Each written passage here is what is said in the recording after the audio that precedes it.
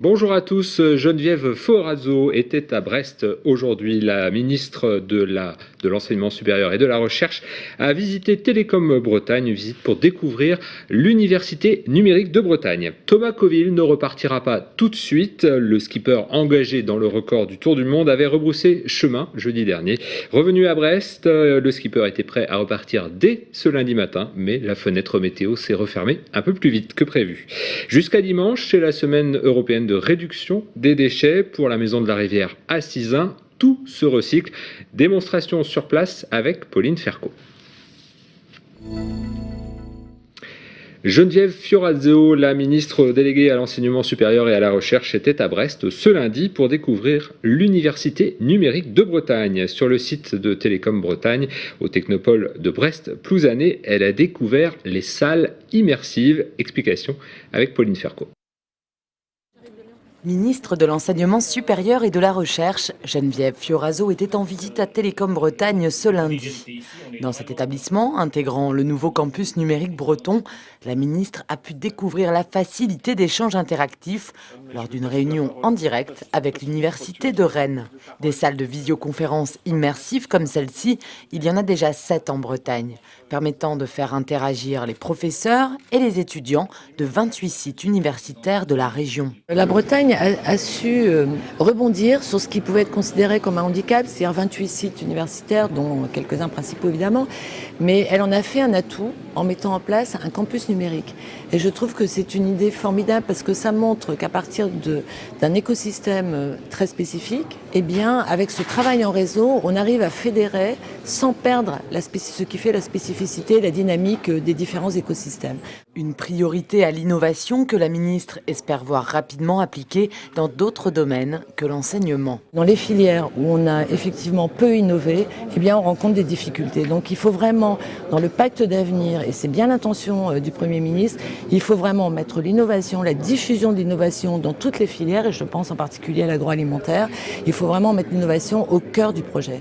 Le mérite de cette innovation universitaire est de permettre aux jeunes de pouvoir étudier sur leur territoire, mais aussi d'attirer de nouveaux étudiants en Bretagne. Reste à eux de pouvoir ensuite trouver du travail dans la région. 7 500 € d'amende pour avoir apposé des autocollants en breton. C'est ce que doit payer un militant du mouvement Haïta qui milite pour la présence du breton dans l'espace public. Ce lundi matin, une audience en appel a eu lieu au Parlement de Bretagne, à Rennes. Une soixantaine de personnes étaient venues soutenir ce militant mis en cause. Audrey Helleux de TVRN 35 était sur place. C'est à cause de cet autocollant qu'un militant d'Haïta est aujourd'hui poursuivi. Il a été arrêté en 2011 après l'avoir apposé sur les panneaux des communes de Fouesnant et de la Forêt-Fouesnant. Dans le Finistère, tous les panneaux renouvelés normalement doivent être bilingues en fait, breton-français. Et le souci c'est que dans le pays de Fouesnant, aucun effort est fait de ce côté-là. Et donc du coup on milite pacifiquement à notre façon en collant les autocollants pour mettre en valeur justement cette non-présence de la langue bretonne. Une action militante qui a été condamnée en première instance. 1 000 € d'amende ainsi que plusieurs milliers d'euros de dommages et intérêts aux 2 communes et au Conseil général. Un jugement trop sévère selon les témoins de la défense. Aujourd'hui on constate que depuis 30 ans, les panneaux ne sont pas encore modifiés, alors que normalement l'ensemble de la signalétique du département devrait être bilingue. Donc voilà, je pense que là il y a vraiment une part de mauvaise foi que d'essayer de faire porter le chapeau à un militant qui ne fait que revendiquer et redire au Conseil général ce que lui-même a voulu s'appliquer. À l'audience en appel, le parquet a requis la confirmation du premier jugement. L'avocat du contrevenant, lui, a demandé la relaxe, invoquant une décision politique. Chaque citoyen peut voir des panneaux avec les autocollants. Quasiment jamais, et pour moi c'est la première fois que je vois quelqu'un poursuivi pour avoir apposé un autocollant. C'est parce que derrière il y a un message politique que M. Laurent était poursuivi. La décision a été mise en délibéré au 9 décembre. Un nouveau rassemblement est alors prévu devant le Parlement de Bretagne pour soutenir ce militant et la langue bretonne. Allez, on passe à la voile. Thomas Coville ne repartira pas tout de suite. Le skipper engagé dans le record du Tour du Monde en solitaire avait rebroussé chemin jeudi. Une drisse avait endommagé le balcon avant de son trimaran Sodebo. Un élément de sécurité que le navigateur n'a pas voulu négliger. Revenu à Brest samedi, le skipper était prêt à repartir dès ce lundi, mais les conditions météo ne sont pas encore optimales. On écoute. J'avais encore une fois de très bonnes sensations et quand j'ai eu cette avarie donc d'un mur de Genneker, là, pour être un petit peu technique, ça m'a arrêté dans mon élan. Revenir, c'est beaucoup d'énergie. Par contre, j'avais l'énergie positive de me dire qu'il y en avait une fenêtre assez rapidement derrière et toute l'équipe a travaillé 24-24 là, pour que le bateau soit prêt à repartir ce matin.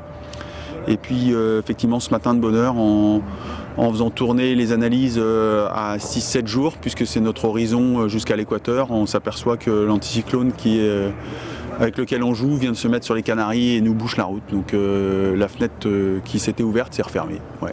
C'est plus l'élan qu'on avait amorcé et lancé en démarrant ce projet assez tôt en saison et pratiquement dans un timing idéal. Encore une fois avec des bonnes sensations et puis ça ressemble plus à de l'impatience d'un jeune premier qui a envie d'y aller et qui a du mal à mûrir et à avoir de la patience, quoi. Bon voilà, peut-être que ça viendra un jour en vieillissant.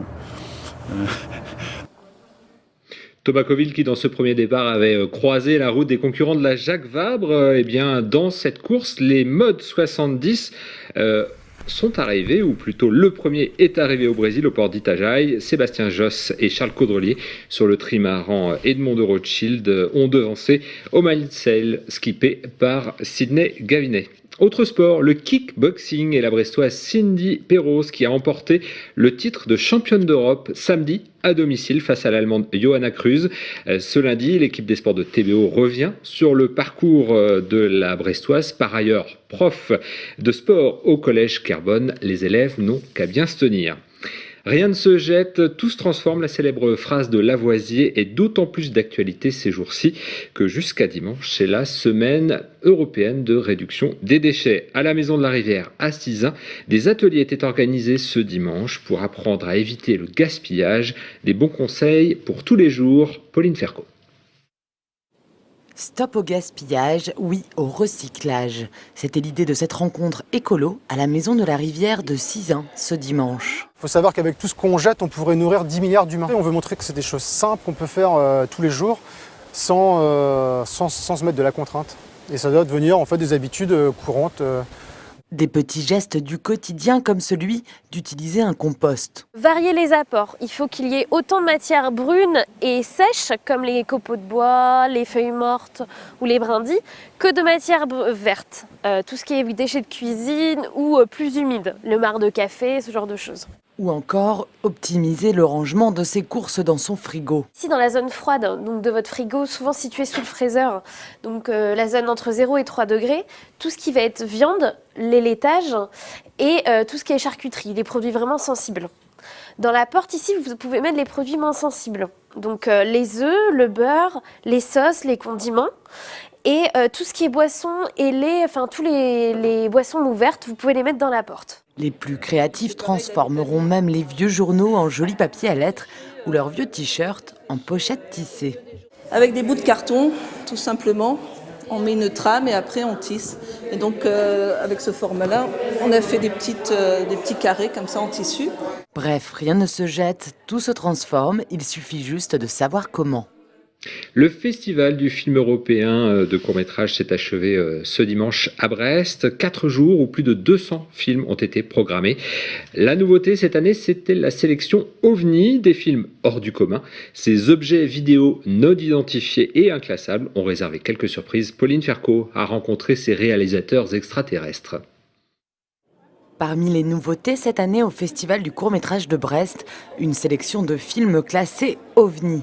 Parmi ces 13 œuvres courtes non identifiées, on trouve des renards autrichiens jouant sur un trampoline ou encore un homme traversant l'espace et le temps sur un rythme saccadé. Les 2 réalisateurs extraterrestres présents à Brest s'accordent pour dire que leurs films ont une place idéale dans cette sélection OVNI. Moi je crois que mon film est bien placé là parce que c'est un film qui travaille plus avec de la chorégraphie et des choses comme ça. Et moi avec une dramaturgie littéraire. Sous leurs apparences décalées, il y a un récit, un message. Dans Trespass, l'auteur dénonce la dictature du temps qui passe sur l'être humain. Moi, j'ai essayé dans ce film de changer cette relation, de mettre le corps au-dessus, mettre le corps comme la première autorité et pas l'espace et le temps.